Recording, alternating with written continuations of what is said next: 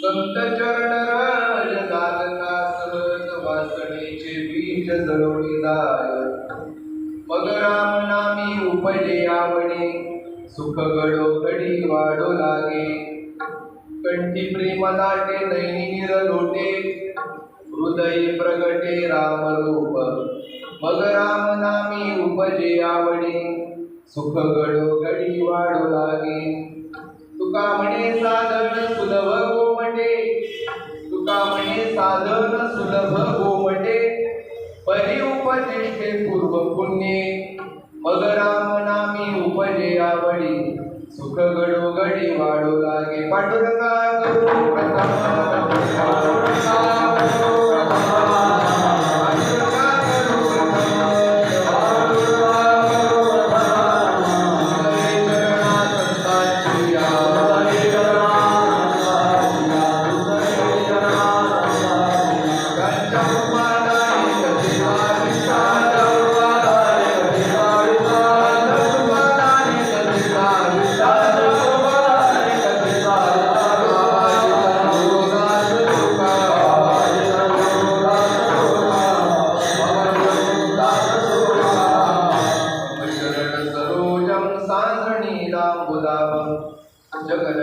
पाणी मंडलम मंडलाना तरुण तुलसीमालां कंदरंगंजनेत्रं सदैवदासं विठ्ठलं चिन्तयामि नमो ज्ञानेश्वरा निवृत्ति उदारा सोपानदेवा मुक्ताबाई नमो त्रिभुवन पावनी आद्यत्रय जननी देवांची नमो सद्गुरु तुकया ज्ञानदीपा नमो सद्गुरु सच्चिदानंद रूपा नमो सद्गुरु भक्त कल्याण मूर्ती नमो सद्गुरु भास्करा पूर्ण कीर्ती संपाद्य ज्ञानंच विदाय भक्ति विलोकितो येन समाधिराय वैराग्यवंतं सुविचार युक्तं नमामि तोदं शिरसा गुरुतं आत्मरूप गणेश स्मरण सकळ विद्यांचे अधिकरण तेची बंधू श्री चरण श्री गुरुचे दयांचे आठवे शब्द सृष्टी अंगवे सारस्वता गवे जिवेसी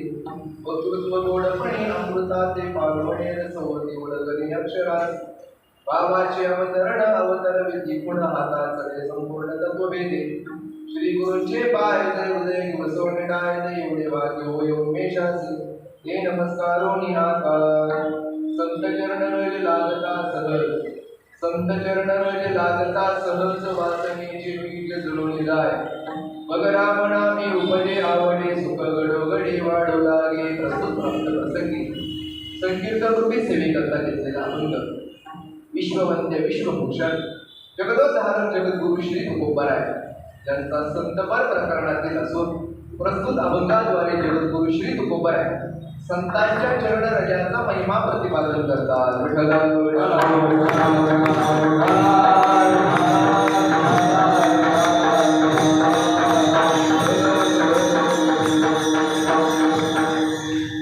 पवित्र अशा या माघ महिना आणि या माघ महिना आणि फाल्गुन महिना यांच्या या 2 मासांच्या अंतर्गत संपन्न होणारा प्रदीर्घ कालामध्ये जगद्गुरु श्री तुकोबारायांच्या वैकुंठ गमन सोहळ्यानिमित्त संपन्न होणारा हा अखंड हरिनाम उत्सव जगद्गुरु तुकोबारायांच्या सान्निध्यामध्ये आपण हा उत्सव दरवर्षी या ठिकाणी संपन्न करत असतो. संत महापुरुषांचं काही वर्णन करावं म्हणून तुकोबारायांचा संतांच्या चरण रजाचा महिमा प्रतिपादन करणारा असा हा अभंग आहे. अभंग तुकोबारायांचा आहे आणि उत्सव तुकोबारायांचा सुरू आहे. या अभंगातून तुकोबारायांनी जे वर्णन केलेलं आहे ते सगळं वर्णन तुकोबारायांचंच आहे.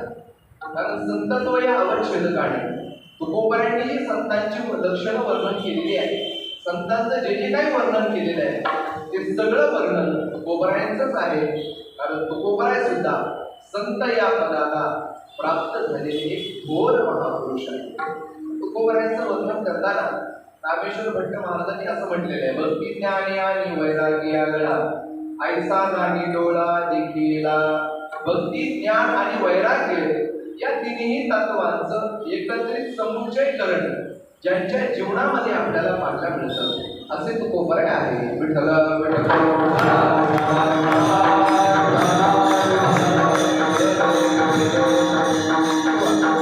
संत ग्रह मिळी जगदात्य गिरी पैल उदया चळी भाडू तुका.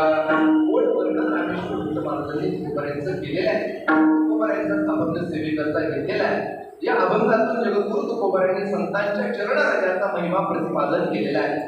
तुकोबारायांच्या वाङ्मयाचा जर आपण विचार केला, तुकोबारायांच्या अभंग गाथेचा जर आपण विचार केला, गाथेचं पारायण केलं, चिंतन केलं, एक गोष्ट आपल्याला प्रकर्षाने लक्षामध्ये येते की जगद्गुरु तुकोबारायांनी त्यांच्या वाङ्मयामध्ये भगवान परमात्मा सोडून इतर कुणाचंही वर्णन केलेलं नाही.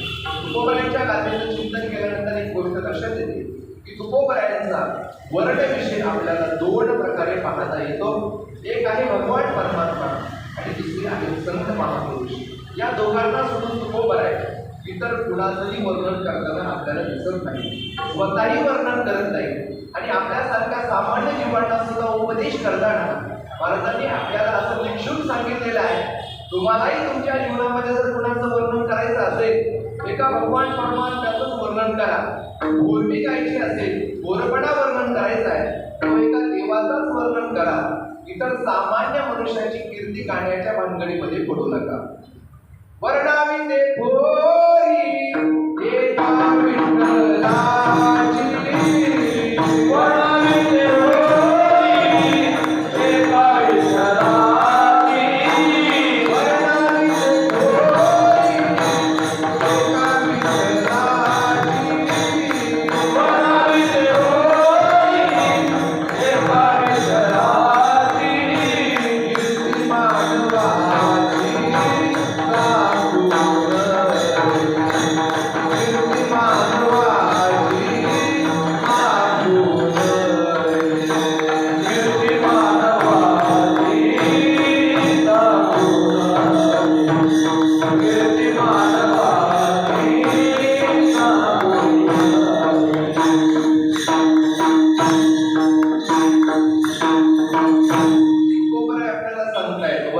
ते थोरी एका विठ्ठलाची, कीर्ती मानवाची कीर्ती मानवाची सांगू नये.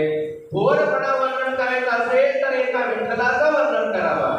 इतर मनुष्याची कीर्ती गात मनुष्याने बसू नये, इतर मनुष्याची स्तुती करण्याच्या भानगडीमध्ये पडू नये. तुकोबारांनी असं म्हटले, सौनिया नरा केला आयुष्याचा मातेरा. इतर लोकांच्या सवनामध्ये आपण आपलं आयुष्य घेतलं तर आयुष्याचं मातेरं झाल्याशिवाय राहणार नाही. आणि म्हणून महाराज सांगतात एका विठ्ठलाचं वर्णन करावं. स्वतःही तुकोबाराय एका पांडुरंगाचं वर्णन करतात. आणि पांडुरंग रूपता ज्या संतांना प्राप्त झालेली आहे अशा संतांचं वर्णन करतात. हे दोनच वर्णविषय तुकोबरायांच्या अभंग संहितेमध्ये आपल्याला पाहायला मिळतात. आणि म्हणून आपण जर चिंतन केलं तर भगवंताचं वर्णन जसं तुकोबरायांनी केलेलं आहे, भगवंताच्या वर्णनाबरोबर संतांचं वर्णनही तुकोबरायांनी केलेलं आहे. परंतु भगवंताचं वर्णन करण्यापेक्षा सुद्धा संत वर्णनामध्ये तुकोबरायांच्या अंतःकरणामध्ये अत्यंत प्रीती आपल्याला पाहायला मिळते. संत वर्णनाबद्दल जशी ज्ञानोबरायांच्या अंतःकरणामध्ये प्रीती पाहायला मिळते, तशीच प्रीती तुकोबरायांच्या अंतःकरणामध्ये पाहायला मिळते.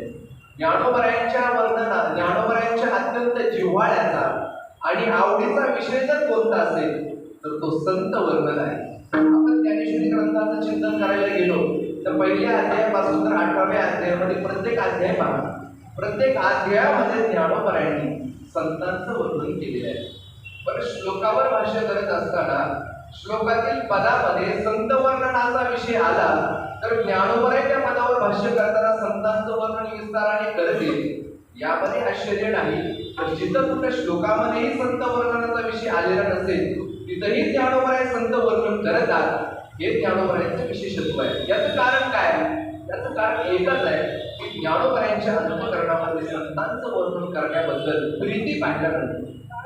इतकं वर्णन करावं, 5व्या अध्यायाचा प्रसंग आहे, इतकं ज्ञानोबरायांनी वर्णन करावं, ते विवेकाचे गाव इतक्या विस्ताराने वर्णन करावं. समोर बसलेले सद्गुरू श्रीमंत निवृत्तनाथ दादा आहे.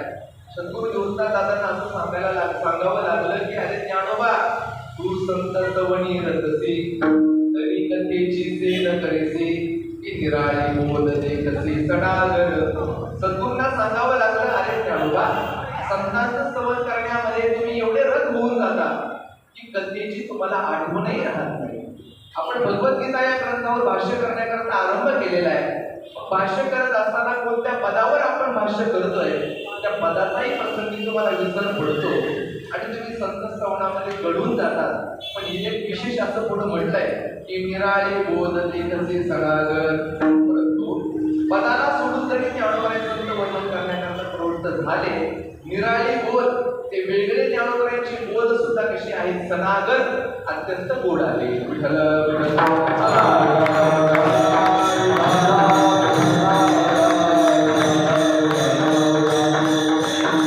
आणि जसं ज्ञानोबरायांचं आहे तसंच तुकोबरायांचं आहे. आणि म्हणून संतांचं वर्णन करण्यामध्ये विशेष कौतुक तुकोबरायांना वाटतं. आणि म्हणून तर भगवंताच्या वर्णनापेक्षा संतांचं वर्णन केलेले अधिक अभंग तुकोबरायांच्या गाथेमध्ये आपल्याला पाहायला मिळतात. याचं कारण एकच आहे. जसं ऋतू वसंताचा आला, फळी फुली बहरला. वसंत ऋतू आला, वसंत ऋतू आल्यानंतर फळांनी फुलांनी तो संपूर्ण उद्यान बहरून टाकतो. तसं संत वर्णनाचा विषय समोर आला की जगद्गुरू तुकोबरायांच्या वाणीला सुद्धा एक सुंदर असा बहर येतो आणि तुकोबरायांची वाणी संतांच्या वर्णनामध्ये प्रवृत्त होत असते. तुकोबरायांची वाणी संतांच्या वर्णनामध्येच स्वतःला धन्यता मानणारी आहे अशी तुकोबरायांची वाणी आहे. आणि म्हणून अनेक पद्धतीने महाराजांनी संतांचं वर्णन केलेलं आहे. विशेष रूपाने सद्गुरू जो महाराजांनी गाथेचं वर्गीकरण केलेलं आहे, त्या वर्गीकरण केलेल्या गाथेमध्ये आपण जर पाहिलं तर संतपर नावाचं एक स्वतंत्र प्रकरण आहे. त्या प्रकरणाचा थोडा विचार आपण केला तर त्या प्रकरणामध्ये सगळ्या अभंगातून तुकोबरायांनी संतांचं वर्णन केलेलं आहे. हे जर तुकोबरायांनी संतांचं वर्णन केलंय ते वेगवेगळ्या अवच्छेदकातून केलेल्या संतांचं वर्णन आपल्याला पाहायला मिळेल.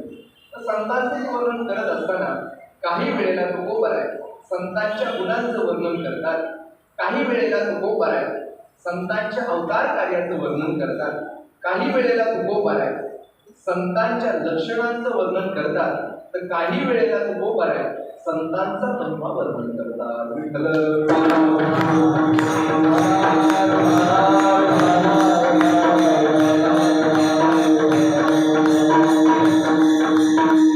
एकच संत वर्णन आहे परंतु वेगवेगळ्या अवच्छेदकातून वर्णन करतात. काही अभंगातून तुकोबरायांनी संतांच्या गुणांचं वर्णन केलेलं आहे. मनुष्य जीवन म्हटलं की मनुष्याने गुणसंपन्नता अंगीकारावी. जीवन मनुष्याचं गुणसंपन्न असावं आणि गुणसंपन्नता अंगी आली तुकोबरायांनी वर्णन केलंय पहा. भावा वाटे जना तुका म्हणे साठी गुणा. ज्याच्या जीवनामध्ये काही गुण आहेत तो व्यक्ती प्रत्येकाला हवासा वाटतो.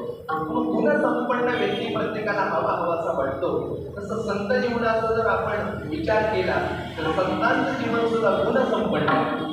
अनेक प्रकारची गुण संतांच्या जीवनामध्ये आहे आणि म्हणून संत जीवन सुद्धा सर्वांना हवंसं वाटणार आहे. संत जीवन पुन्हा कुणाला हवंसं वाटतं याचा थोडा विचार करायचा ठरला. अगदी वैकुंठातल्या लोकांपासून तर मृत्यू लोकांच्या संपूर्ण लोकांना हवंसं वाटणारं संतांचं जीवन आहे. म्हणून तर वैकुंठातले लोक सुद्धा संतांची वाट पाहतात. वाट वैकुंठी पाहती, वाट वैकुंठी पाहती, वाट वैकुंठी पाहती, वाट वैकुंठी पाहती. भक्त कै पाय देती, भक्त कै पाय देती, भक्त कै पाय देती, भक्त कै पाय देती. दया जन्मा मरण संती, दया जन्मा मरण संती, दया जन्मा मरण संती, दया जन्मा मरण संती. काही चित्ते परलोक,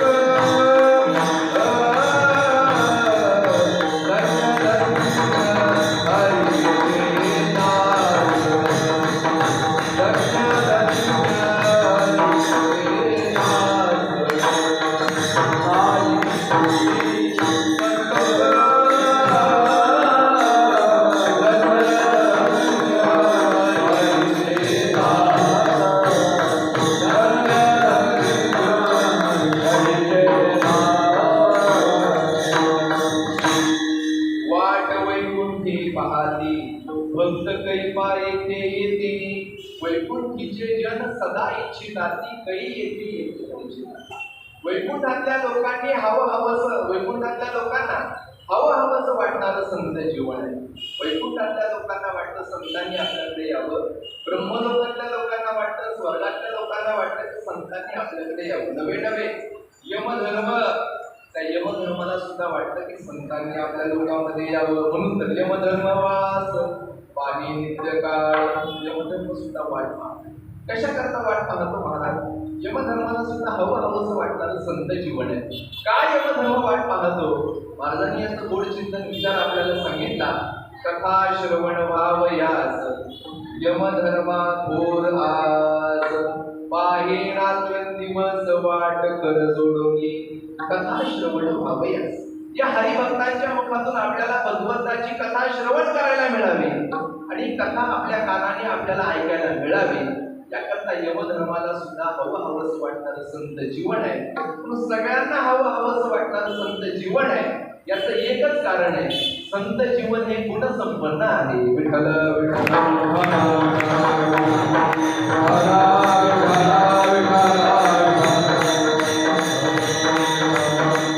संतांकडे किती गुण आहे तो थोडं गुणाच्या संबंधी चिंतन करायचं ठरलं. व्यवहारामध्ये एखाद्या व्यक्तीला गुणसंपन्न व्हावं असं वाटलं तर त्याला गुणसंपन्न होण्याकरता प्रयत्न करावे लागतात. प्रयत्न केल्यानंतर मग गुणसंपन्नता त्याच्या अंगी येत असते.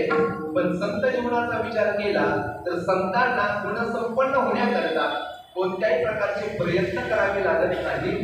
सगळे दैवी संपत्तीचे गुण स्वतः होऊन संत जीवनाचा आश्रय करतात. कारण त्या गुणांना असं वाटतं आपल्याही जीवनामध्ये आपल्याला प्रतिष्ठा प्राप्त व्हावी, मोठेपणा प्राप्त व्हावा. म्हणून सगळे गुण स्वनामधन्य होण्याकरता संत जीवनाचा आश्रय करतात. भागवतामध्ये एकनाथ महाराजांनी गोड विचार मांडलाय. एकेकाळेमध्ये ही सगळी दैवी संपत्तीची लक्षणं यशोधरीला लागली होती. शांतीला असं वाटत होतं, अहिंसेला असं वाटत होतं, दयेला असं वाटत होतं की आपण काय करावं, कुणाचा आश्रय करावा. आणि नंतर या सगळ्या दैवी संपत्तीच्या गुणांनी संत जीवनाचा आश्रय केला. विठ्ठल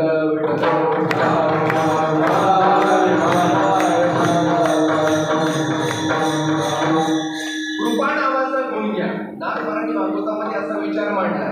कृपेची स्वतंत्र जन्म नाही, जेत उपजे तो साधू पाही. कृपेला स्वतंत्र जन्म नाही, कृपा ज्यांच्या आश्रयाने राहते ते संत महात्मे असतात. मला हे सांगायचंय की सगळी दैवी संपत्तीचे गुण संतांचा आश्रय करून राहतात. ही सगळे गुण आहेत तरी किती? 16व्या अध्यायामध्ये भगवान परमात्माने 2 प्रकारच्या संपत्तीचा विचार विचार अर्जुनाला सांगितला. एक दैवी संपत्ती आहे आणि दुसरी आसुरी संपत्ती आहे. त्यामध्ये दैवी संपत्तीच्या 26 गुणांचा विचार भगवंतांनी अर्जुनाला सांगितला. वयम सत्व संस्कृती ज्ञान योग व्यवस्थिती दानं तमश्च यज्ञश्च स्वाध्याय तप आर्जवम क्रमाने आलेले तिन्ही श्लोक पहा. या तीनही श्लोकांच्या अंतर्गत 26 गुणांचा विचार भगवंतांनी अर्जुनाला सांगितला. सगळी दैवी संपत्तीचे गुण संत महापुरुषांचा आश्रय करून राहतात. ज्ञानोबांनी त्याचं चिंतन करताना असं म्हटलंय. ज्ञानोबाई म्हणतात की गुणकुसुमांची माळा घेऊन हे मुक्ती बाळा वैराग्य निरपेक्षाचा गळा दिवसी तपावे. वैराग्य संपन्न महात्मा त्यांना शोध हे सगळे गुण येत असतात. आणि मग संतांनी तुकोबारांनी त्या संतांच्या ठिकाणी असणाऱ्या गुणांचं वर्णन केलेलं आपल्याला पाहायला मिळतं. संतांच्या ठिकाणी असणारा एखादा गुण तुकोबारांच्या समोर आला तर एका गुणाचं वर्णन करण्याकरता तुकोबारांनी कधी कधी एक अभंग खर्च केलेला पाहायला मिळतो. उदाहरण सांगायचं ठरलं, औदार्य नावाचा गुण संतांच्या ठिकाणी आहे. हा औदार्य नावाचा गुण तुकोबारांच्या समोर आल्यानंतर महाराजांनी एकाच औदार्य नावाच्या गुणाचं वर्णन करण्याकरता एक संपूर्ण अभंग खर्च केला. अभंग सर्वांच्या पाठ आहे. महाराज म्हणतात हातला दुकान देती आली याची दाण संत उदार उदार भरले आनंद भंडार. वर्णन महाराजांनी केलं. महाराज म्हणतात तुका म्हणे होते देवे बळी नवे ते संत उदार उदार. एका औदार्य नावाच्या गुणाचं चिंतन करण्याकरता महाराजांनी एक अभंग खर्च केला. कधीतरी एकाच अभंगामध्ये महाराजांनी अनेक गुणांचा विचार मांडला. उदाहरण सांगायचं ठरलं तर तुकोबाराय सांगतात लक्ष्मी ते ऐशाणावे भाग्य जावे तरी जाणी. महाराज म्हणतात मोकळे मन रसाळ वाणी मोकळे मन रसाळ वाणी याची गुणी संपन्न याची गुणी संपन्न लक्ष्मी ऐशाणावे. या अभंगाचा विचार करा. यामध्ये अनेक गुणांचा विचार सांगितला. नमनते नम्रता अंगी नेगे रंगी पालट. अनेक गुणांचा विचार मांडला. काही अभंगातून तुकोबारांनी संतांच्या गुणांचं वर्णन केलेलं आहे. काही अभंगातून तुकोबारांनी संतांच्या अवतार कार्यासंबंधी वर्णन केलेलं आहे. संत महापुरुष या ठिकाणी अवतीर्ण होतात, त्या ठिकाणी अवतार धारण करतात. पण संतांच्या अवताराचं प्रयोजन काय आहे? त्या प्रयोजनासंबंधी विचार मांडताना अनेक पद्धतीने संतांच्या अवताराचं प्रयोजन तुकोबारांनी सांगितलेलं आहे. अनेक पद्धतीने सांगितले. एका ठिकाणी वर्णन करताना महाराजांनी असं सांगितलंय संत महात्मे वैकुंठामध्ये राहतात. पण वैकुंठामध्ये राहणारे संत महात्मे येतात कशा करता? येते उपकारासाठी आले घरच्या वैकुंठी आले घरच्या वैकुंठी आले घरच्या वैकुंठी हे उपकारासाठी आले घरच्या वैकुंठी आले घरच्या वैकुंठी आले घरच्या वैकुंठी.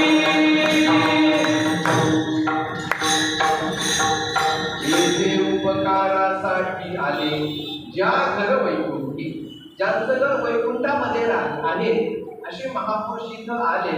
काय अवताराचं प्रयोजन आहे? हो, केवळ परोपकारिता, परोपकार करण्याकरता ते इथे आले. संतांच्या अवताराचं प्रयोजन महाराजांनी सांगितलं.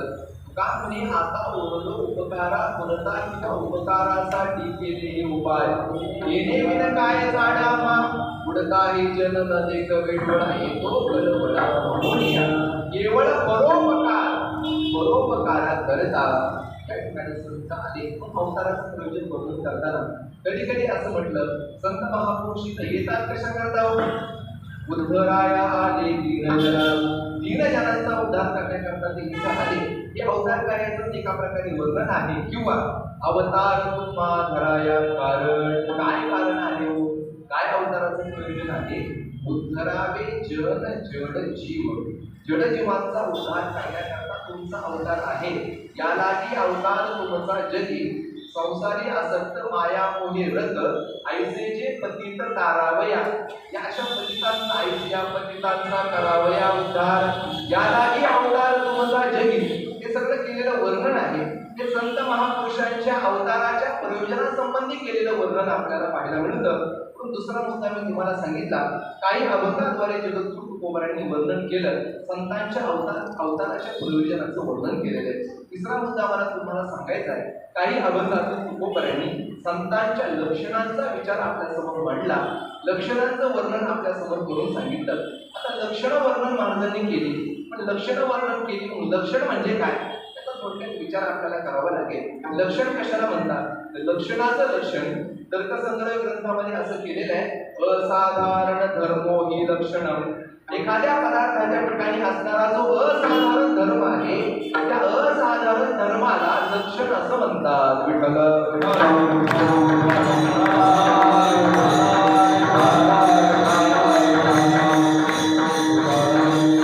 उदाहरण म्हणून देताना तर्कसंग्रहकारांनी उदाहरण आपल्याला दिलं, तत्र गंधवती पृथ्वी. गंधत्व हा जो गुण आहे तो केवळ पृथ्वीच्या ठिकाणीच राहतो. म्हणजे तत्र गंधवती पृथ्वी हे झालं पृथ्वीचं लक्षण, आणि जे केलेले लक्षण ते एकत्रय दोष रहित, 3 दोषाने रहित असावं लागतं. त्याला निर्दोष लक्षण असं म्हणतात. आता हे 3 कोणते दोष नसावे लागतात याचाही विचार आपल्याला सांगितला तर 3 प्रकारचे दोष असतात. अव्याप्ती, अतिव्याप्ती, असंभव असे 3 दोष आहेत. आणि मग हे 3 दोष ज्या ठिकाणी नसतात, या 3 दोषाने रहित जे लक्षण आहे त्याला निर्दुष्ट लक्षण असं म्हणतात. मग काही अभंगातून तुकोबारायांनी संतांची लक्षणं आपल्याला सांगितली. लक्षण करण्याची गरज काय आहे हो? लक्षण करण्याची गरज एवढीच आहे की या जगाच्या पसाऱ्यातून संत महात्मा आपल्याला ओळखता आला पाहिजे. संतांची ओळख करून घेण्याकरता संतांनी आपल्याला संतांची लक्षणं सांगितली. विठ्ठल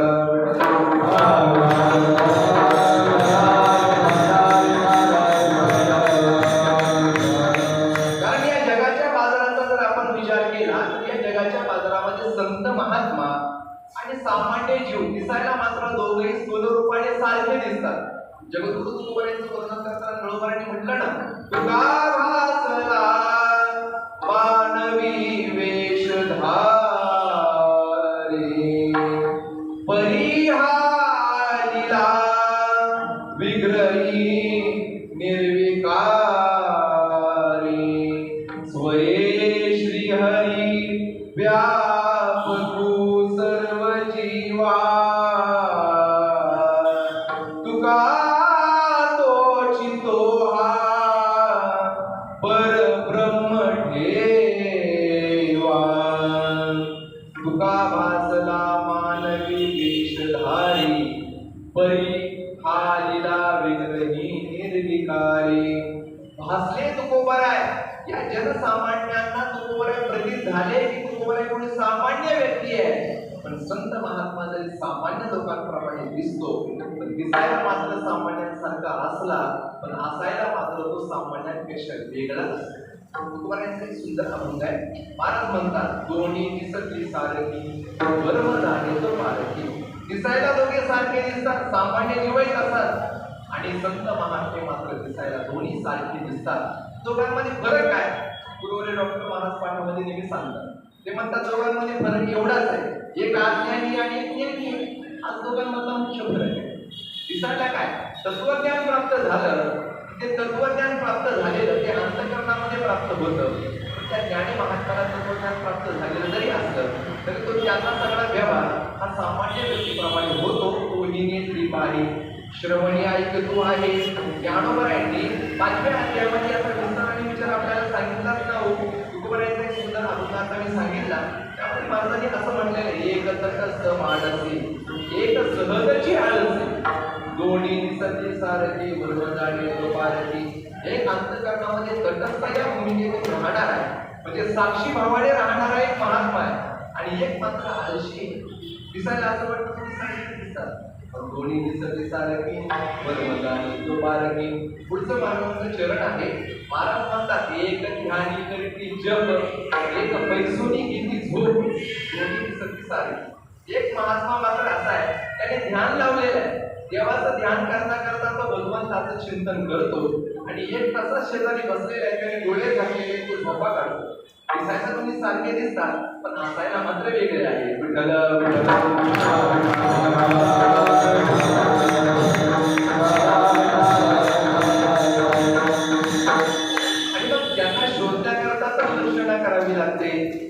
लक्षणांचा विचार तुकोबारांनी विस्ताराने आपल्याला सांगितला.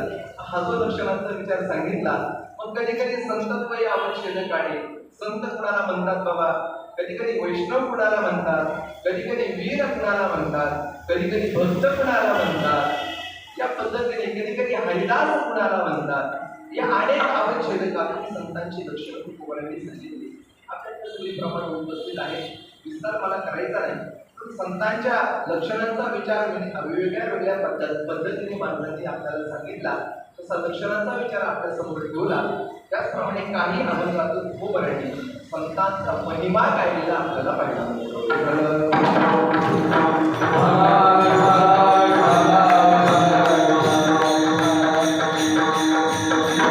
काही अभंगातून तुकोबारांनी संतांचा महिमा वर्णन केला. महिमा म्हणजे काय? महतो भाव वैती महिमा.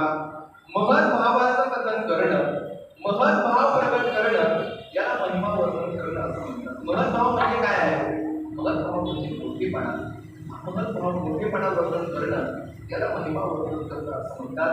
हा महिमा दोन प्रकारचा आहे. या महिमेचे दोन प्रकार केले जातात. एक आहे स्वरूप महिमा आणि दुसरा आहे शक्ती महिमा. स्वरूप महिमा कशाला म्हणतात? स्वरूपत्व या आवश्यकतातून संतांचं केलेलं जे वर्णन आहे त्याला स्वरूप महिमा म्हणा, आणि सामान्य आवश्यकतातून संतांचं केलेलं जे वर्णन आहे त्याला संतांचं शक्ती महिमा म्हणा.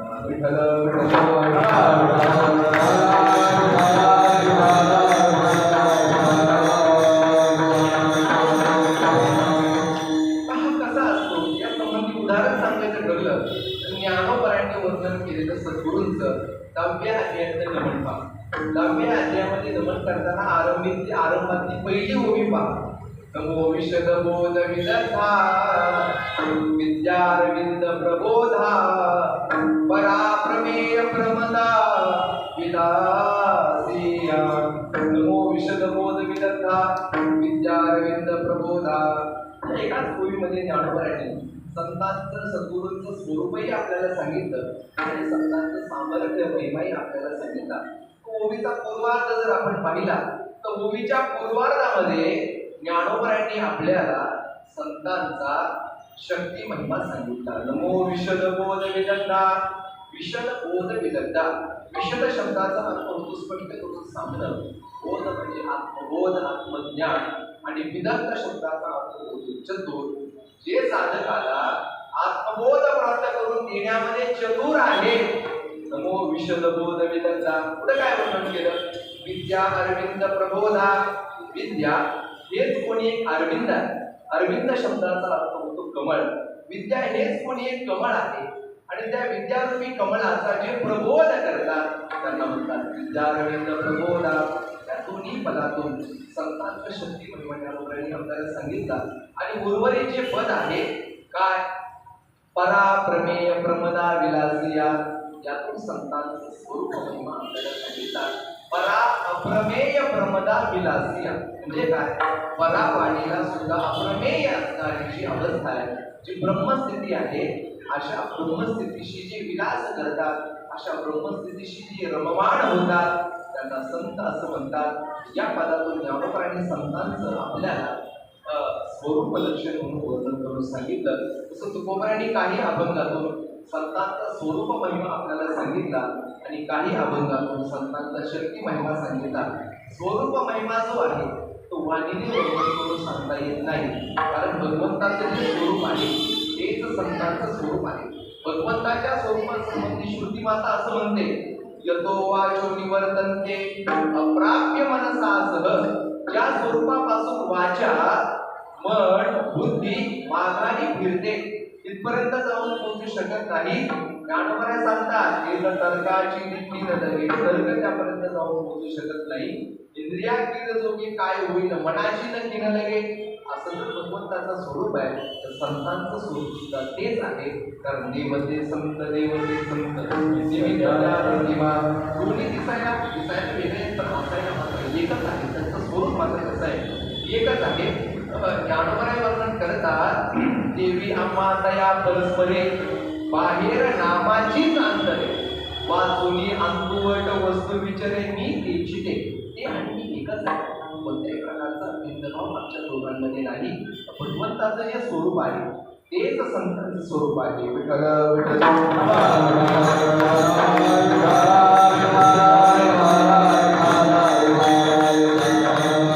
पण भगवंताचं स्वरूप जर वाणीने कथन करता येत नाही तर संतांचं स्वरूप सुद्धा वाणीने कथन करता येत नाही. आणि म्हणून संतांचं स्वरूप ज्यावेळेस समोर येतं त्यावेळेस तुकोबारांना म्हणावं लागतं, काय वाणवाता न पुरे वाणी, काय वाणवाता न पुरे वाणी, मस्तक चरणी ठेवितासे, मस्तक चरणी ठेवितसे, काय वाणवाता न पुरे वाणी. काय वाणवाता वाणी पुरत नाही, वाणीचा तिथपर्यंत प्रवेश होत नाही. ज्ञानोबरांनी सुद्धा म्हटलं, तैसे श्री गुरुचे महिमान आकळीते के असे साधन, हे जाणून मी आदमड निवांत केले. संतांच्या स्वरूपासंबंधी बोलता येत नाही. संतांच्या स्वरूपासंबंधी वर्णन न करता संतांच्या सामर्थ्यासंबंधी म्हणजे संतांचा शक्ती महिमा मात्र तुकोबारांनी विस्ताराने वर्णन केलेला पाहिला जातो.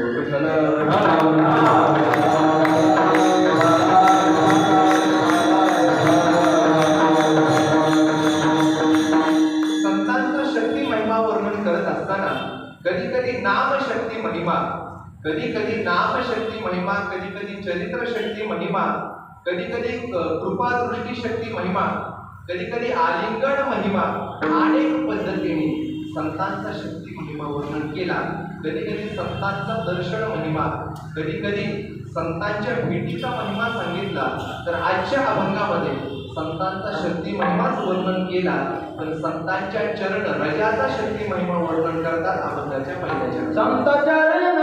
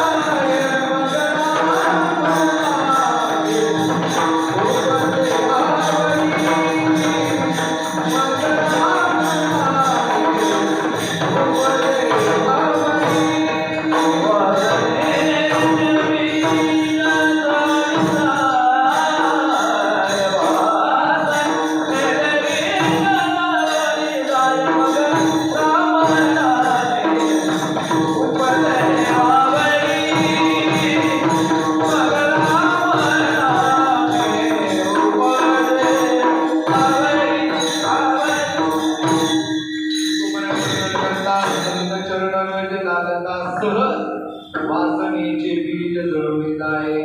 महाराजांनी सांगितलं संत चरण रजन महिमा महाराज या अभंगातून प्रकट करत असताना महाराज म्हणतात, संत चरण रज लागता सहज सहज, संत चरण रज लागता सहज. जरी आपल्याला संतांचे चरण रज लागले, त्याचा स्पर्श झाला तर त्याचा परिणाम महाराजांनी पहिल्या चरणाच्या उत्तरार्धामध्ये सांगितलेला आहे.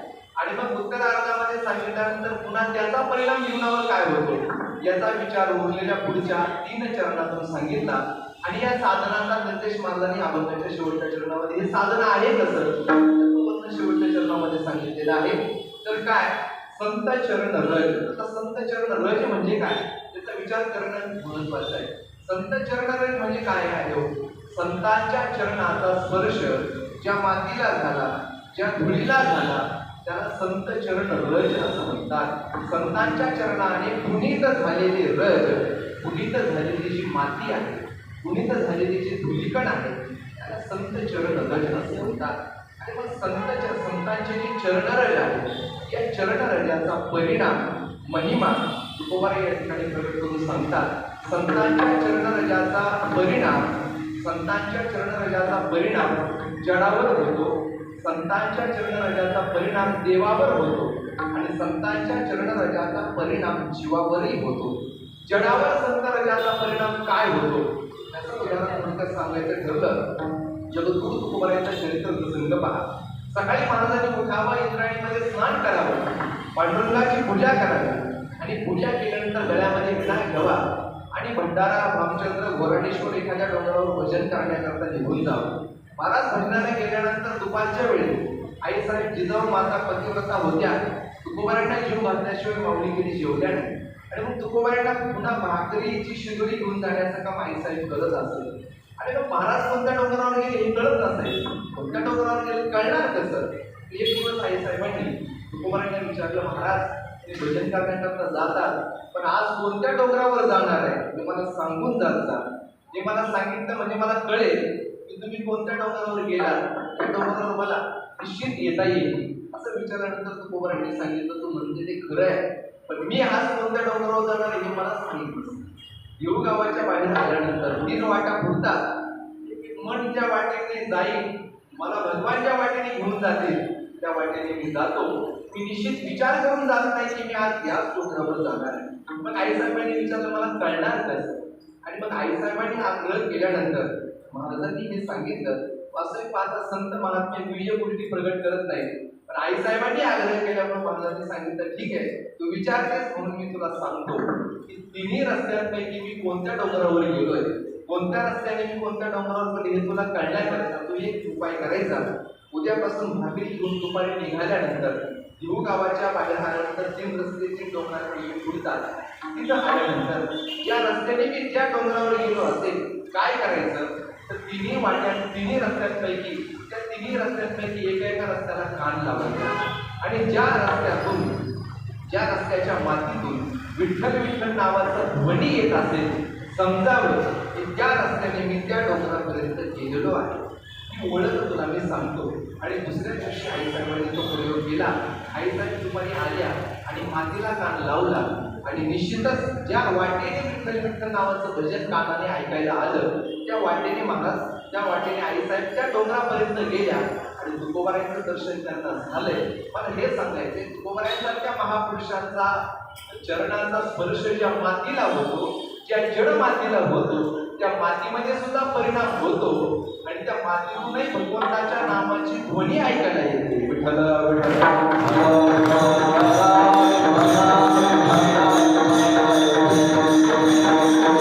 चरणरजाचा परिणाम हा जड मातीवर होतो, जडावर होतो. चरणरजाचा परिणाम देवावरही होतो. देवावर चरणरजाचा परिणाम कसा होतो?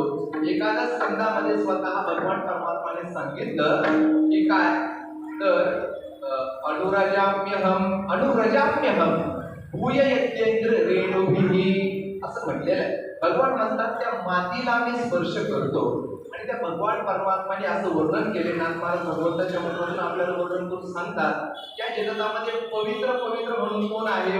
भगवान परमात्मा पवित्र आहे. भगवंताने असं म्हटलंय, माझ्या ठिकाणी आलेला पवित्रपणा तो कुणामुळे मला आला? माझ्या ठाईचे पवित्रपण ते संतांचे मज जाण, ज्याला मी स्वय आपण धावे चरण रेणू वंदावया. माझ्या ठिकाणी आलेलं पावित्र्य, माझ्या ठिकाणी आलेला पवित्रपणा संतांमुळे मला आलेला आहे. त्यामुळे संतांचे चरणरज वंदन करण्याकरता मी त्यांच्या मागे मागे धावतो. संत चरणरज वंदिता मज केवढी आली पवित्रता, माझी पायवनी वाहे माता जाण तत्वता सदाशिव. संत चरणरजाला वंदन करताना मला किती मोठं पावित्र्य प्राप्त झालं. माझी पायवणी, माझ्या पायातून येणारं तीर्थ स्वतः पवित्र म्हणून भगवान शंकर आपल्या मस्तकावर धारण करतात. भगवंताने सांगितलं की त्या चरणरजाचा परिणाम माझ्यावर सुद्धा होतो, म्हणजे चरणरजाचा परिणाम देवावर सुद्धा होतो. आणि म्हणूनच देवची रज चरणीची जशी माती धावत चालत मागे मागे किंवा चरणीचे रज वंदीश्वर पाणी नाचते कीर्तनी त्यांचे माथा. भगवान शंकर सुद्धा त्या चरण रजाला वंदन करतो. दुसरा टप्पा सांगितला त्या संत चरण रजाचा परिणाम हा देवावर सुद्धा होतो आणि त्या संत रजाचा परिणाम जीवावर सुद्धा होतो. जीवावर काय परिणाम होतो? जीवावर होणाऱ्या परिणामांचा विचार सांगताना तुकोबाराने एका ठिकाणी असं म्हटलंय, तुका म्हणे निवेदन रजकण लागता. ते रजकण जर लागले तर तनु निवे, तनु शांत होते. तनु म्हणजे शरीर. आता वेदांत शास्त्राने आपल्याला 3 शरीरांचा विचार सांगितला. एक स्थूल शरीर आहे, सूक्ष्म शरीर आहे आणि कारण शरीर आहे. तर त्या रजकणांचा परिणाम तिन्ही देहांवर होतो. तो कसा होतो विचारायला आपल्याला वेळ नाही, परंतु तिन्ही देहांवर सुद्धा त्या रजकणाचा परिणाम होतो. अजून त्या रजकणाचा परिणाम काय होतो आजच्या अभंगातून आपल्याला माहित आहे. वासनेचे बीज जळून जाय, वासनेचं बीज जळून जातं. अशा रजकणाचा परिणाम जीवावर होतो. सुरुवातीला आपल्याला चिंतन करावं लागेल, वासना म्हणजे काय? वासना म्हणजे काय? वासना का निवृत्त झाली पाहिजे? आणि मग वासनेचं बीज संत चरण रज आणि निवृत्त होतं. तर वासनेचं बीज म्हणजे नेमकं काय? आणि संत रजकणाच्या द्वारे वासना निवृत्त होते कशी? आणि तो प्रश्न उद्भवतात. थोडं संक्षेपाने त्याचा विचार करून आपल्याला पुढे जायचं. सुरुवातीला वासना कशाला म्हणतात याचा विचार करा. वासना त्याला म्हणतात इंद्रियांचा आणि विषयांचा संबंध झाल्यानंतर जीव काय करतो? विषयांचा भोग घेतो इंद्रियांच्या द्वारे. भोग घेतल्यानंतर इंद्रियांचा आणि विषयाचा सन्निकर्ष तुटला जातो. आता समोर विषय राहिलेले नाही, परंतु त्या विषयांचे सूक्ष्म संस्कार जे अंतःकरणामध्ये राहतात त्यालाच वासना असं म्हणतात.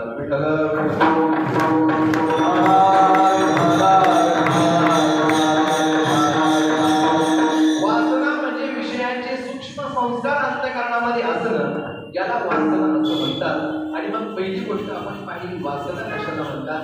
ही वासना का निवृत्त झाली पाहिजे? वासना जीवनामध्ये परमार्थाला प्रतिबंध करणारी आहे. वासनेमुळे काय काय होतं महाराज? जन्म घेणे लागे वासनेच्या संगे. वासनेमुळे जीवाला जन्म घ्यावा लागतो. सामान्याचं सोडावं. तुकोबारांनी असं म्हटलं, वासनेचा संग होयात काळी. सामान्य नाही, तपोबळी. सगळ्या तपोवनांमध्ये बली असणारा जडभरत राजा, त्याला सुद्धा वासनेने जन्म घ्यावा लागला ना. हा सगळा परिणाम होतो तो वासनेने होतो. पण वासना जीवनातून निवृत्त झाली पाहिजे. तुकोबारांनी असं म्हटलंय, तुका म्हणे देवा वासनेच्या आटे केली तळपटे बहुतांची. अनेकांची तळपट या वासनेने केली. वासना केली पाहिजे. भूमी अवघी शुद्ध जाणा अमंगळ ही वासना. वासना अत्यंत अमंगल आहे. वासनेची निवृत्ती झाली पाहिजे. वासनेची निवृत्ती करायची.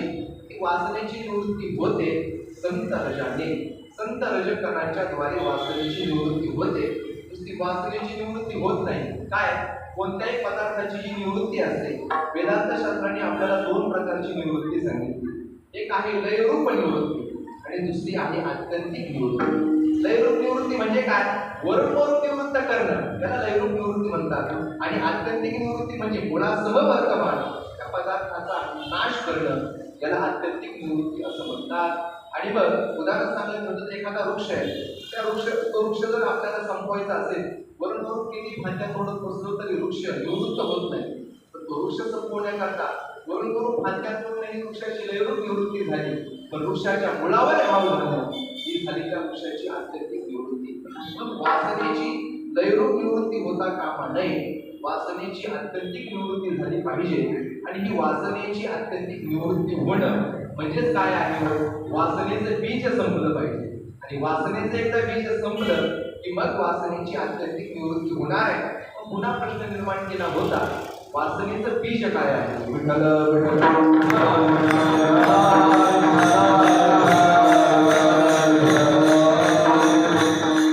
वासनेचं बीज म्हणजेच काय? आत्मस्वरूपाचं अज्ञान. अज्ञान हे वासनेचं बीज आहे. आणि मग एकदा अज्ञान संपलं की अज्ञान संपल्यानंतर वासना सुद्धा निवृत्त होणार आहे. पण अज्ञान संपलं पाहिजे. तुकोबारांनी आपल्याला उपाय सांगितला, संत चरण रज लागता सहज. संत चरण रज लागल्यानंतर वासनेची निवृत्ती होते.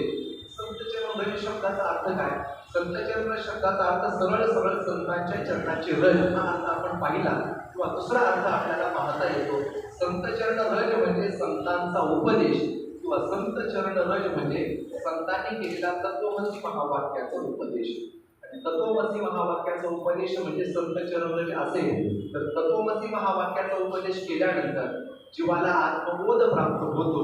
आणि एकदा आत्मबोध प्राप्त झाला की आत्मज्ञानाची प्राप्ती झाली की आत्मस्वरूपाचं जे अज्ञान आहे त्या अज्ञानाची निवृत्ती होते. आणि अज्ञान हेच वासनेचं बीज असेल तर अज्ञान गेल्यानंतर वासनाही निवृत्त होते. वासनेचे बीज जळून जाय विठ्ठल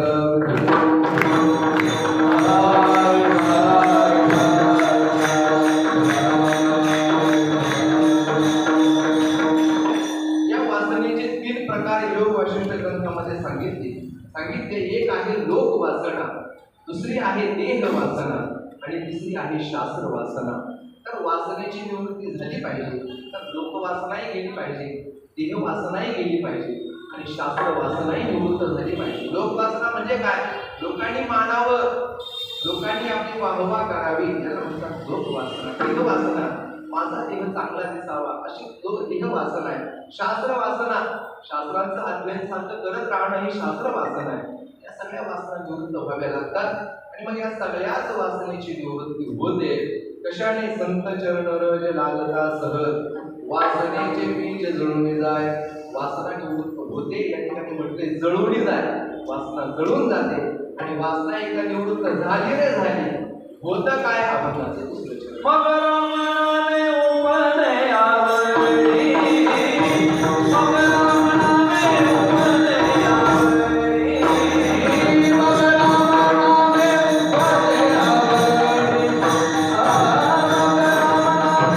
उपदे आवडी, मग रामनामे उपदे आवडी. दुःख घडोघडी वाळू लावी, दुःख घडोघडी वाळू लावी.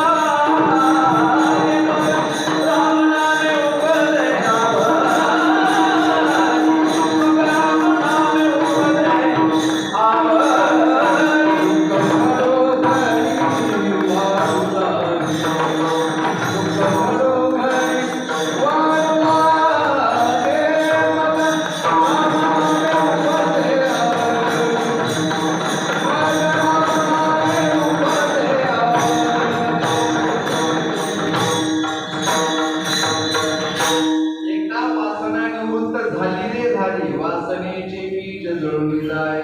एकदा वासनेचं बीज संपलं, वासना निवृत्त झाली रे झाली, काय परिणाम होतो त्या परिणामाचा विचार पुढे सांगितला. मग म्हणजे काय हो? आपण एक गोष्ट घडल्यानंतर मग त्यानंतर वासनेचं बीज निवृत्त झाल्यानंतर मग घडतं काय?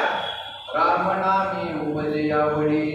रामनामाच्या ठिकाणी आवड उत्पन्न होते. दोन पाठ आपल्या समोर आहेत.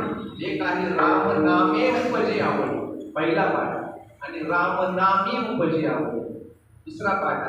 काय? एका पाठामध्ये मात्रा आहे आणि दुसऱ्या पाठामध्ये वेलांटी. तुम्ही म्हणाले वेलांटी असला काय, मात्रा असला काय? फरक तरी काय? फरक फार मोठा आहे. फरक असा पडतो, विभक्ती प्रत्ययामध्ये फरक पडतो आणि विभक्ती प्रत्ययामध्ये फरक पडला की त्याच्या अर्थामध्ये फरक पडतो.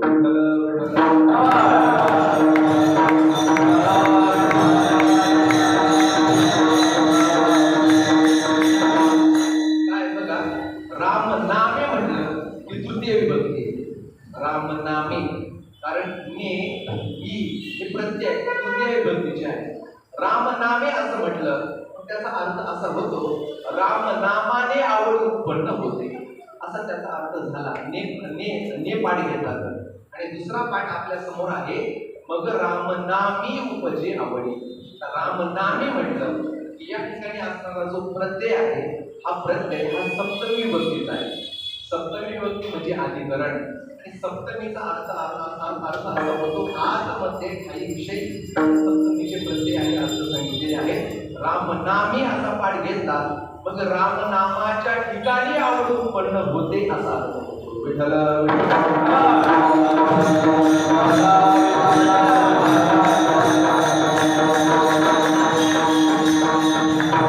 पहिल्या पाठापेक्षा दुसरा पाठ चांगला वाटतो. रामनामी मग रामनामाच्या ठिकाणी आवड उत्पन्न भगवंताच्या रामनामाच्या ठिकाणी आवड उत्पन्न होते. भगवंताच्या नामाविषयी आवड उत्पन्न सहजासहजी कुणाच्याही अंतःकरणामध्ये निर्माण होत नाही. स्वभावतः जीवाच्या प्रवृत्तीचा विचार केला तर जीवाला संसार आवडतो. आवडलेल्या असता बुद्धी विषय सुखाची परमावधी जीव काहीचा उपाधी आवडेल. जीवाला उपाधी आवडते, विषय आवडतात, पण भगवंताच्या नामासंबंधी मात्र आवडी सहजासहजी उत्पन्न होत नाही. त्याचं कारण आहे वासना प्रतिबंध करते. आणि मग एकदा वासना निवृत्त झाली मग रामनामी उपजे आवडी. रामनामाच्या ठिकाणी आवड उत्पन्न होते. रामनामाच्या ठिकाणी आवड उत्पन्न होते. एवढंच नाही, आवड उत्पन्न झाल्यानंतर घडतं काय? सुख घडोघडी वाढू लागे. घडोघडी सुख वाढू लागे. प्रत्येक घडोघडी प्रत्येक क्षणाक्षणाला सुख वाढतं, म्हणजे सुखाची अभिवृद्धी होते असं म्हटलेलं आहे. पण सुख वाढतं, वाढणारं सुख नेमकं कोणतं आहे त्याचा थोडा विचार आपल्याला करावा लागेल. पण सुखाचे 3 प्रकार सांगितले जातात. एक आहे विषय सुख, दुसरं आहे ब्रह्म सुख आणि तिसरं आहे भक्ती प्रेम सुख. सुखाचे 3 प्रकार आहेत. या 3 प्रकाराचं चिंतन करताना एक सुख मात्र क्षयिष्णू आहे, एक सुख मात्र समपरिमाणामध्ये राहणार आहे आणि एक सुख असं आहे नित्य वाढणार आहे. विठ्ठल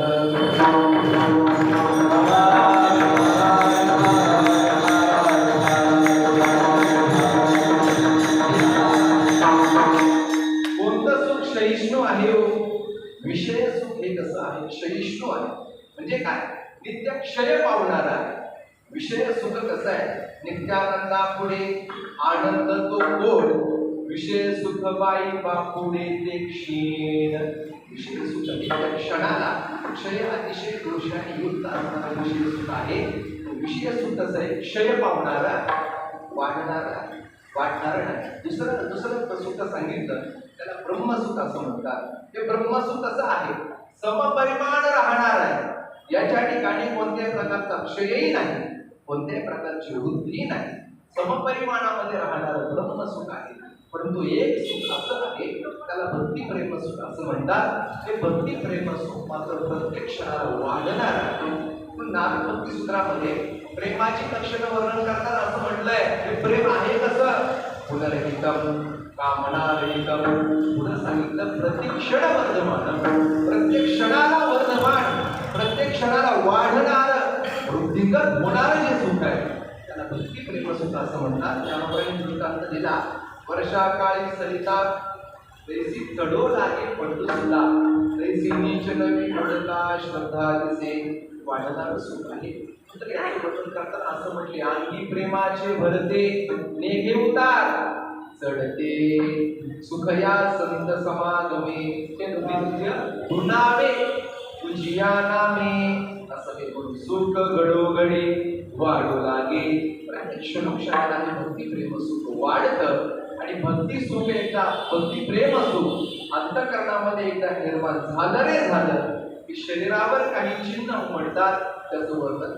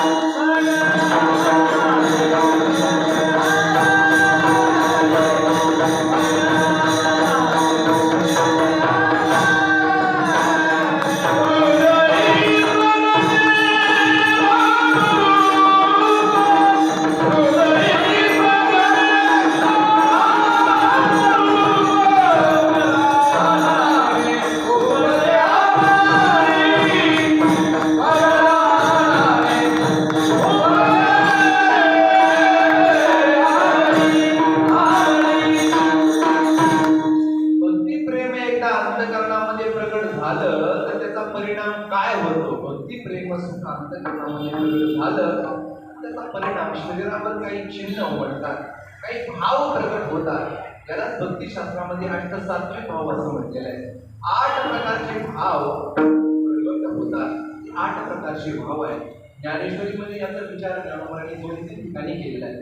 सुरुवातीला 9व्या अध्यायामध्ये संजयाच्या अंगावर प्रकट झालेले हे अष्टसात्विक भाव ज्ञानोबरांनी वर्णन केले. चित्त का काढले आटुके, वाचा पांगुळली जेतीच्या तेत, अपात कंचुकीत रोमांचाने. हे 8 प्रकारचे भाव आहेत. त्यापैकी 2 भावांचा निर्देश या ठिकाणी तुकोबारांनी केला. कंठी प्रेम दाटे, कंठामध्ये प्रेम दाटतं, कंठ अवरोध होतो, कंठामध्ये प्रेम दाटलं जातं. तुकोबारांनी म्हटलं ना, सद्गतीत कंठ दाटो येणे हृदय, कंठ दाटला जातो. आणि दुसरी गोष्ट सांगितली, कंठी प्रेम दाटे नयनी नीर होते, नयनातून नीर होते म्हणजे अश्रूंचा पूर येतो. त्यातून गोष्टी घडतात. आणि अजून काय घडतं? हृदय प्रगटे रामरूप, हृदय अत्यंत पवित्र होतं, शुद्ध होतं. आणि हृदय एकदा शुद्ध झालं, पवित्र झालं की भगवान परमात्म्याची अभिव्यक्ती हृदयामध्ये होते. वास्तविक पाहता हृदयामध्ये तो आहेच ना. ऐसा हृदयामध्ये मी रामो, असता सर्व सुखाचा आरामो, मी भ्रांतासी कामो विषयावरी. जीव भ्रांत झाला त्यामुळे त्या रामाचा विसर त्याला पडला. पण अंतःकरणामध्ये या विकारांचं जे काही आवरण आहे ते आवरण निवृत्त झालं, हृदय पवित्र झालं, शुद्ध झालं. आणि मग असलेलंच भगवान परमात्म्याचं रामरूप ते प्रगट होतं. हृदय प्रगटे रामरूप, हृदयामध्ये तो परमात्मा प्रगट होतो. वेदांत शास्त्रामध्ये याला नित्य प्राप्ताची प्राप्ती आणि नित्य निवृत्ताची निवृत्ती असं म्हटलेलं आहे. नित्य प्राप्त असणारा परमतत्व आपल्याला प्राप्त होतं म्हणजे तरी भेद मानावा, भ्रम मानावा लागतो. तो भ्रम निराश एकदा झाला की असलेलं तत्व त्या ठिकाणी प्रगट होतं. हृदय प्रगटे रामरूप, तो रामरूपाने प्रगट होतो, येतो. तो कधी येतो? महाराजांचे सुंदर प्रमाण आहे. येतो बैसलिया ठाया, आसने व्यापी देवर आया, निर्मळ हे काया अधिष्ठान दयाचे. एका काया निर्मळ झाली, हृदय पवित्र झालं. हृदय प्रगटे रामरूप, भगवंताचं रामरूप हृदयामध्ये प्रगट होतं. आणि हे सगळं घडतं ज्याच्यामुळं घडतं ते संत चरण रज आहे. आणि हे संत चरण रज रूपी साधन ते जीवनामध्ये प्राप्त झालं पाहिजे. हे साधन कसं आहे? सोपं आहे, सुलभ आहे, कोणतंही आहे, परंतु सहजासहजी प्राप्त होत नाही. ते साधन आपल्या जीवनामध्ये प्राप्त होण्याकरता काय लागतं? अभंगाचं शेवट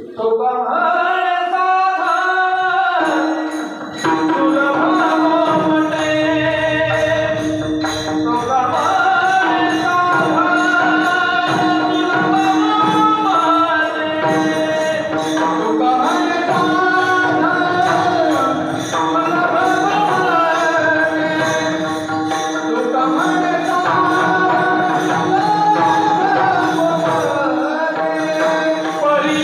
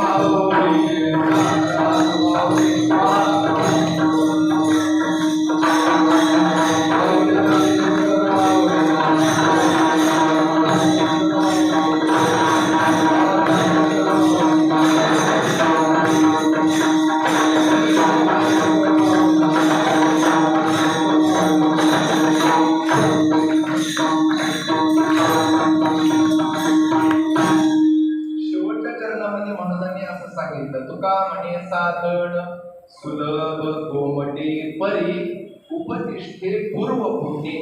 आता या प्रकारे हा सगळा घडणारा परिणाम ज्या साधनांच्या द्वारे जीवनामध्ये प्राप्त होतो. आता साधनांचा विचार करायचा ठरला तर काही साधन अत्यंत सुलभ असतात, काही साधन अत्यंत दुर्लभ असतात. या प्रकारे आता इथं सांगितलेलं महाराजांनी जे साधन आपल्याला सांगितलं, मला म्हणतात ते सुलभही आहे, सोपं आहे आणि गोमट आहे. गोमट म्हणजे जीवनामध्ये चांगल्या प्रकारचा परिणाम करून देणार आहे, इष्ट परिणाम जीवनामध्ये प्राप्त करून देणार आहे म्हणून गोमटही आहे. परंतु ते सहजासहजी प्राप्त होत नाही. ते प्राप्त करून घेण्याकरता जीवनामध्ये लागतं काय? परिउपतिष्ठे पूर्वपुण्ये. पूर्वपुण्याच्या जोरावर हे साधन आपल्याला प्राप्त होतं. जीवनामध्ये जर पूर्वपुण्याही असेल तर पूर्वपुण्याच्या द्वारेच आपल्याला संत राजाची प्राप्ती होते. संत चरण राजाची प्राप्ती पूर्वपुण्याने होतेच, पण त्यापेक्षाही अगोदर संत चरण आपल्याला प्राप्त व्हावे लागते. संत चरण प्राप्त झाले की मग संत चरण रज प्राप्त होते. आणि संत चरणांची प्राप्ती सुद्धा कशाच्या जोरावर होते? पुण्याच्या जोरावर होते. महाराजांनी आपला अनुभव प्रगट केला. पुण्य फळले होता नारीचा, भाग्य उदयाचा ठसा, झालो सन्मुख तो कैसा, संत चरण पावलो. संत चरणाची प्राप्ती झाली पण पुण्य फळले बहुता दिसा. ज्ञानोबरांनी सुद्धा असं म्हटलंय, पूर्वजन्मी सुकृते थोर केली, ती मज आजी फळासी आली, परमानंदो आजी मानसी, भेटी झाली या संतासी. पूर्व पुण्याई, पूर्वजन्मामध्ये केलेली सुकृत पुण्याई यांच्याद्वारे संत चरणाची प्राप्ती होते. त्याचप्रमाणे संत चरणराज सुद्धा पूर्व पुण्याईने प्राप्त होतात. ते कुणालाही प्राप्त होत नाही. म्हणतात साधन सुलभ आहे, गोमट आहे, पण पूर्व पुण्याईच्या जोरावरच ते आपल्याला साध्य होणार आहे. म्हणून पूर्व पुण्याई जीवनामध्ये प्राप्त करावी. तुकोबाने सांगतात ना, तिळे तिळे पुण्य साजरा पडे, तरी हे बहुता जन्मी जोडे, नाम तुझे वाचेसी आतुडे, आणि पुढे समागम घडे संतांचा. सगळं घडतं याकरता संत चरण प्राप्त होण्याकरता महाराजांनी आपल्याला उपाय सांगितला. परी उपदिष्टित पूर्व पुण्य. पूर्व पुण्य मनुष्याने आपल्या जीवनामध्ये जमवावे. तिळा तिळा एवढं पुण्य साचत ठेवावं, पुण्य जमवावं. कारण परमार्थ हा पुण्याईवर चालतो. परमार्थामध्ये सुकृत पाहिजे आणि सुकृताला संपत्ती असं म्हणतात.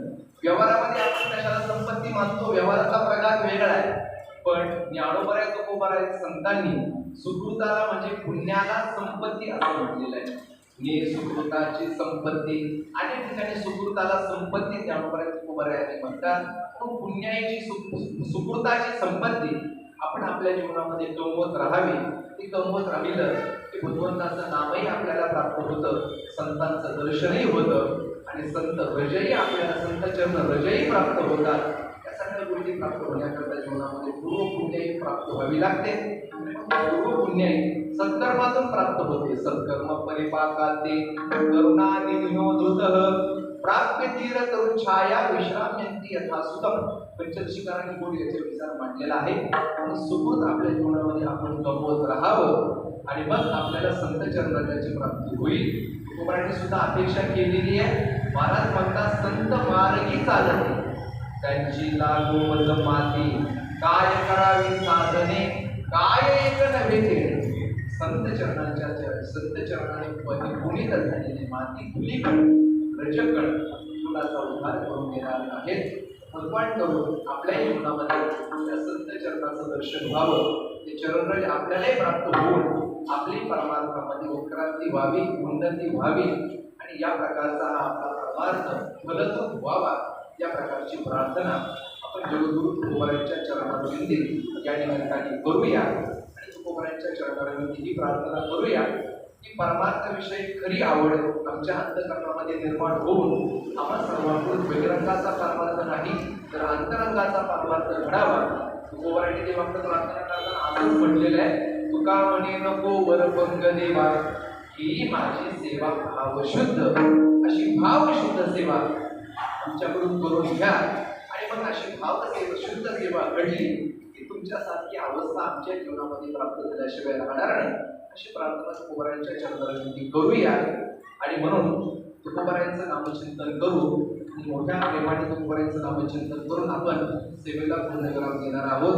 या अभंगावर केलेलं चिंतन करण्याचा जो प्रयत्न केला तो सगळा अल्पबुद्धीप्रमाणे केलेला आहे आणि तो ज्यांच्या कृपेने साधलेला झाला अशी आमचे सर्वच गुरुजन मराठवाडा शिक्षण संस्थेतील गुरुजन मंडळी यांच्या चरणारविंदी झालेली सेवा समर्पित करतो. या ठिकाणी थांबतो. सेवेकरता उपस्थित असणारे आपण सर्वच संप्रदायातील गुरुजन मंडळी या ठिकाणी उपस्थित आहात. सर्वांविषयी अंतःकरणामध्ये सद्भावना धारण करतो. या ठिकाणी थांबतो. 2 मिनिटं तुकोबारायांचं नामचिंतन करून आपण या ठिकाणी थांबणार आहोत. सर्वांनी हाताने टाळी आणि मुखाने तुकोबारायांचं नामचिंतन करायचे. तुकाराम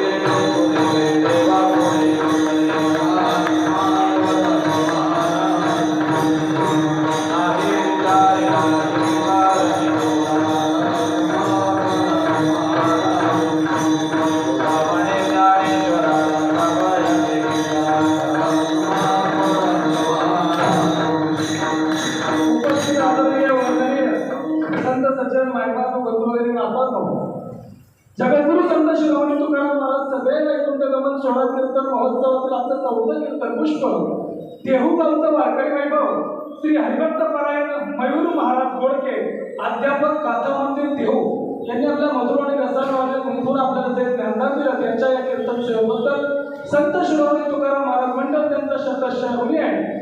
भाविकांना उद्याचं कीर्तन श्री हरिभक्त परायण वैभव महाराज राक्षे अध्यापक गाथा मंदिर देहू यांचं होईल. आजचा जागर माऊली कृपा प्रासादिक भजन मंडळ अग्निरथ मानपूर यांचा होईल. उद्याचा जागर माऊली कृपा हैपाड भजन मंडळ चेंबूर लोकल यांचा होईल. भाविकांसाठी अतिशय महत्त्वाची सूचना आहे. उद्या रविवार दिनांक 22/2/2026 रोजी सकाळी 10:15 ते 11:15 वाजता 11 वाजेपर्यंत हरिभक्तपरायण जगन्नाथ महाराज नरुटे अंबेजोगाई यांचे प्रवचन होईल. तरी सर्व भाविकांनी याची नोंद घ्यायची आणि प्रवचन श्रवणाचा लाभ घ्यायचा आहे.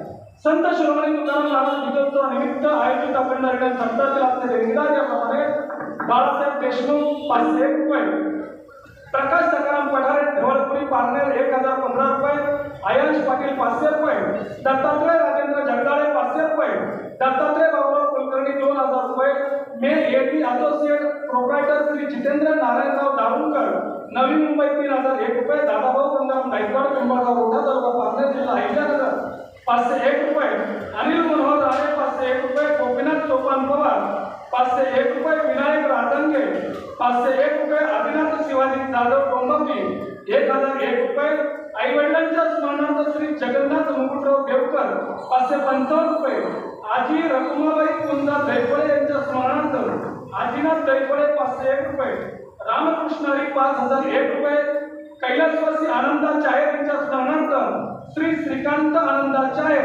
501 रुपये. या सर्व दानशूर देणगीदारांचं संत शिरोमणी तुकाराम महाराज मंडळ शतशे ऋणे भाविकांनो आम्ही आपल्यावर धन्यवाद.